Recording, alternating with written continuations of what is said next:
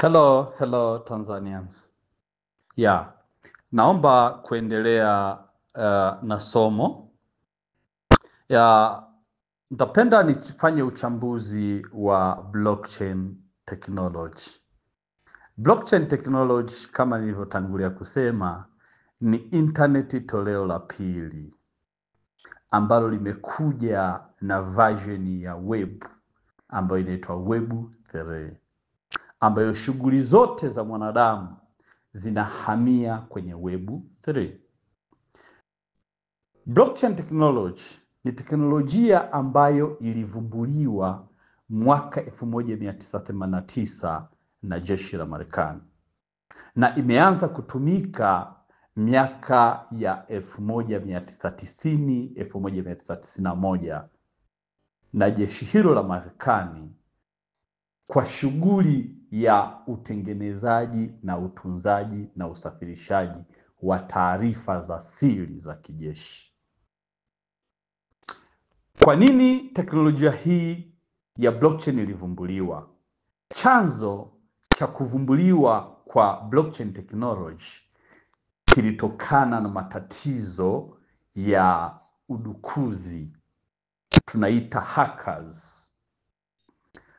Miaka hiyo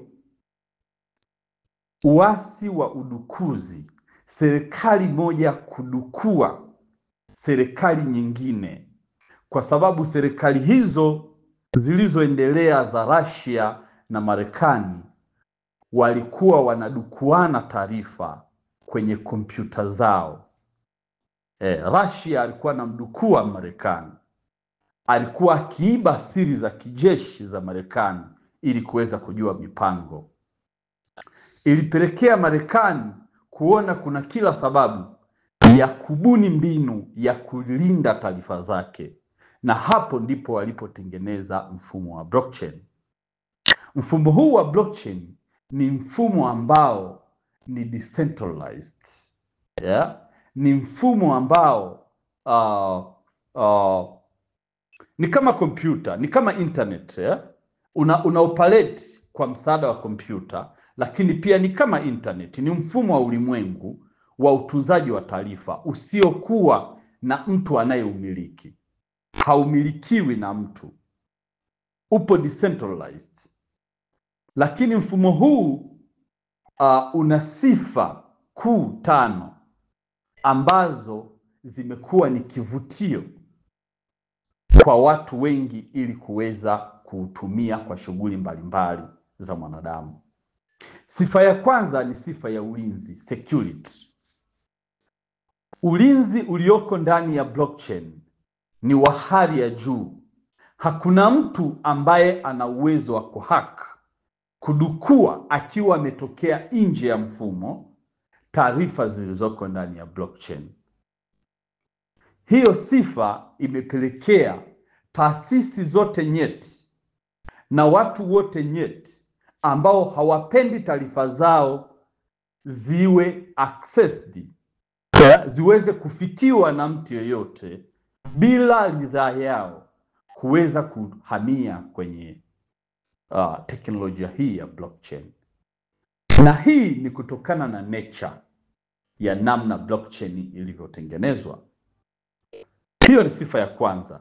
Sifa ya pili ni sifa ya immutability.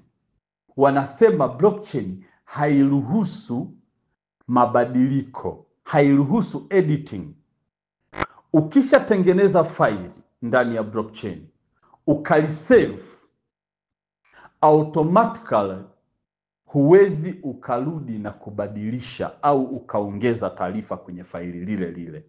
Utalazimika kutengeneza faili lingine, na lile faili kwa sababu huwezi ukalifuta litaishi milele. Kwa hiyo blockchain inaleta uhalisia ndani ya wanadamu, kwamba wanadamu wataishi maisha ya ukweli, ya uhalisia. Maana yake kupitia hii sifa blockchain inazuia udanganyifu. Kwa mfano, hapa Tanzania watu tunanunua umeme kwa token za TANESCO.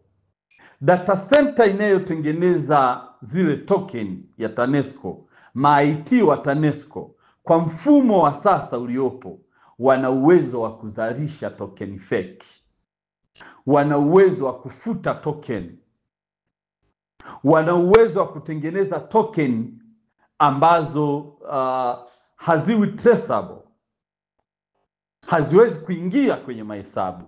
Maana yake ni rahisi mfumo kutengeneza uongo, ni rahisi mfumo umeme kuibiwa ndani, ni rahisi watu kuiba pesa za mauzo ya token.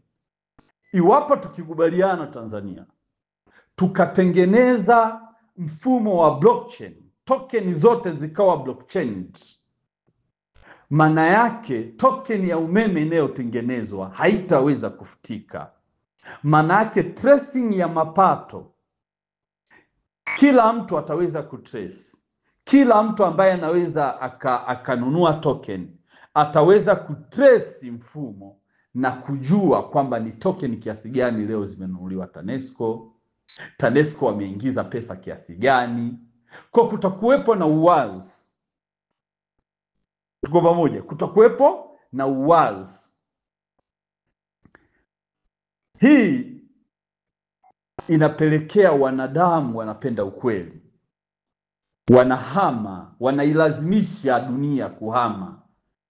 Blockchain watu wameipenda, kwa hiyo mifumo inahama kuifuata blockchain.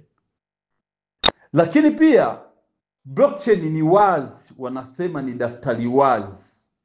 Kila mtu ana uwezo, miamala yake iko wazi, huwezi ukaficha miamala ya blockchain. Ndio maana leo hii nina uwezo wa kuingia na kujua dunia nzima wamefanya miamala kiasi gani ya Bitcoin, ya sarafu zile za kidijitali. Yaani miamala ya blockchain huwezi ukaificha, inaonekana wazi, mahesabu yake yako wazi, ni daftari wazi linaloandika mahesabu ambayo yako wazi. Wanadamu wanapenda uwazi, wanapenda transparency. Ndio maana dunia inahama kufuata uwazi. Tuko pamoja? Lakini pia blockchain nature yake, sifa yake nyingine ambayo ni nzuri na ni mbaya, ni anonymous. Ndani ya mfumo wa blockchain hakuna identity, hakuna majina. Blockchain haihitaji kukuuliza wewe ili uweze kutumia au kutengeneza data, ni lazima uanze kuweka NIDA yako, eti uweke vidole gumba, uweke sura yako. Haihitaji hiyo kitu blockchain, haihitaji KYC. Kwa hiyo watu wanapenda usiri, wanapenda identity zao kutokujulikana kwa baadhi ya mambo yao nyeti. Kwa hiyo dunia inafuata kile wanachokipenda. Hiyo ni sifa nyingine ya blockchain. Lakini pia blockchain inatumia smart contract, mkataba usiobadilika. Maridhiano yanayofanyika ndani ya blockchain hayawezi kubadilika, ni smart contract wanasema. Hivyo basi watu wanapenda mazingira ya kile wanachokubaliana kisiwezi kubadilishwa na mtu yoyote, na kibaki hivyo na kiishi milele.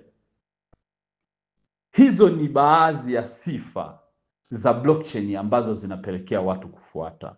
Kwa hiyo kwa kupitia sifa hizo, hakuna namna dunia inaweza ikazuia yaani mtu fulani au serikali fulani inaweza ikazuia dunia isihamie kwenye blockchain. Hayupo.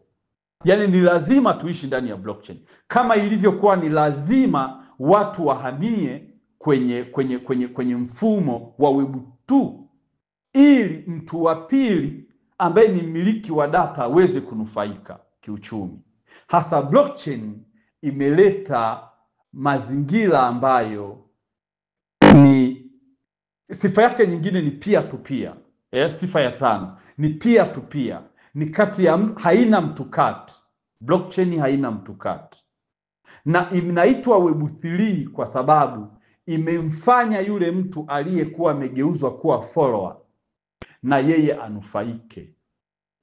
Yaani kama ni YouTube, kampuni ya YouTube itapata mafao, mmiliki wa content atapata mafao, na follower atapata mafao. Je, ni nani atapenda endelee kukaa kwenye Facebook na YouTube ambapo anakuwa anawafollow watu na hapati chochote? Hayupo.